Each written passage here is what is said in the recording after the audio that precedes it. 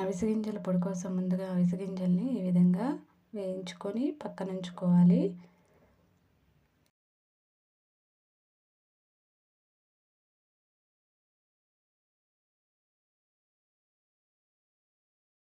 ఆ తర్వాత ధనియాలు కూడా వేసి వేయించుకొని పక్కన ఉంచుకోవాలి. అదే ప్యాన్లో ఆయిల్ వేసుకొని మినప్పప్పు, పచ్చిశనగపప్పు కూడా వేసి వేయించుకోవాలి. ఎర్రగా వేగిన తర్వాత పక్క నుంచి చల్లారబెట్టుకోవాలి.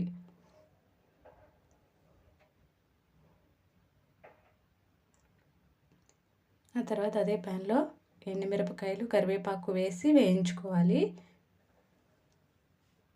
ఇవి వేగిన తర్వాత స్టవ్ ఆపేసుకొని చింతపండు, వెల్లుల్లి రెబ్బలు కూడా వేసి చల్లారబెట్టుకోవాలి. అవిసె గింజల్ని ముందుగా మిక్సీ పట్టుకొని పక్కన ఉంచుకోవాలి.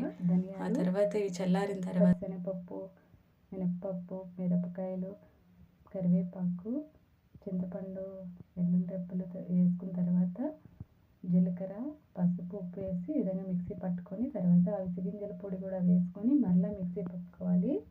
అంతే అండి, టేస్టీ అవిసె గింజల కారం పొడి తయారవుతుంది.